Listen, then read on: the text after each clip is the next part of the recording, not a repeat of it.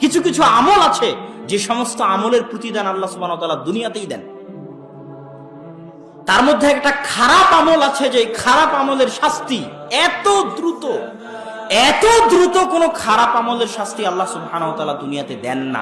সহিহ ইবনে হিব্বানের হাদিস।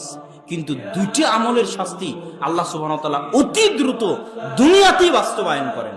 এক, পিতামাতার অবাধ্য হয়ে চলে যে তার প্রতিদান আল্লাহ তাকে দুনিয়াতেই দিবেন। সে তার চোখে দেখতে পাবে পিতামাতার অবাধ্যতার প্রতিদান।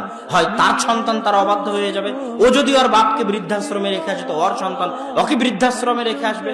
না হয় কোনো না কোনো মাধ্যমে আল্লাহ পিতামাতার অবাধ্যতার শাস্তি দুনিয়াতেই দিবেন। আর একটা হচ্ছে জেনা, আল্লাহ জেনার শাস্তি দুনিয়াতেই দিবেন। হয় ভয়ঙ্কর রোগ হবে, ভয়ঙ্কর ব্যাধি হবে, না হয় দারিদ্রতা দেখা দিবে। কোনো না কোনো মাধ্যমে আল্লাহ সুবহানাহু ওয়া তাআলা জেনার শাস্তি দুনিয়াতেই দিবেন। প্রত্যেকটা অ্যাকশনের রিয়াকশন আছে, প্রত্যেকটা কাজের পাল্টা প্রতিক্রিয়া আছে। আমি ঠেলছি, মাইকটা দূরে চলে যাচ্ছে। আমি পাতা উল্টাচ্ছি, পাতা উল্টাচ্ছে। আমি টেবিল ঠেলছি, টেবিল দূরে চলে যাচ্ছে। আপনি যা করবেন তার রিয়াকশন থাকবে, পৃথিবীতে হবে, আপনার নিজের জীবনে হবে, পৃথিবীতেও হবে। যখন ঈসা এবং ইমাম মাহদী আসবেন, 7 বছর আদল ন্যায় পরায়ণের শাসন যখন দুনিয়াতে কায়েম করবেন, তখন একটা গরুর দুধ খাবে একটা গ্রাম, একটা বংশ, একটা ডালিম খাবে একটা গ্রাম, একটা বংশ। কেন? এতদিন পৃথিবীতে মানুষের গুনাহের কারণে পৃথিবীতে বরকত ছিল না, পৃথিবীতে রহমত ছিল না। এই জন্য গরুর দুধে, জমির ধানে, ডালিমে বরকত হয়নি, উঠে গেছে মানুষের গুনাহের কারণে। পৃথিবীতে শাস্তি এসেছে, ভূমিকম্প এসেছে, জলোচ্ছ্বাস এসেছে মানুষের পাপের কারণে। কিন্তু যখন তারা ন্যায় পরায়ণতার শাসন কায়েম করবেন, মানুষ যখন আল্লাহর জিকির আজকার করবে, তখন জমিন তার সব রহমতের দরজা, সব বরকতের দরজা উন্মোচন করে দেবে। আসমান এবং জমিনে অগণিত অসংখ্য রহমত বরকতের দরজা আছে, যে আল্লাহর তাওহীদ কায়েম করবে আল্লাহ তার জন্য উন্মুক্ত করে দেবে। কে জানতো মরুভূমির ওই সমস্ত ফকির মিসকিন যাদের কাছে কিছুই ছিল না, তাদের মরুভূমির নিচে আল্লাহ তেল দিয়ে দিবে? কে জানতো? ইন্নাল্লাহা আলা কুল্লি শাইইন কাদির।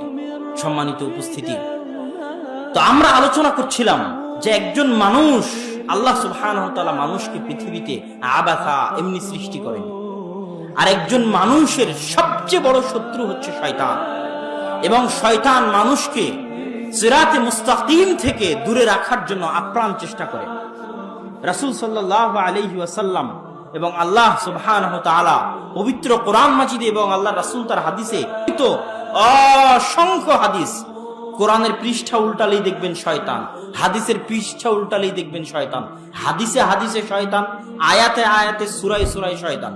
ওয়ালা তাত্তাবিউ খুতুওয়াতিশ শাইতান ইন্নাশ শাইতানা লাকুম আদুউম মুবিন। শুধু শয়তান।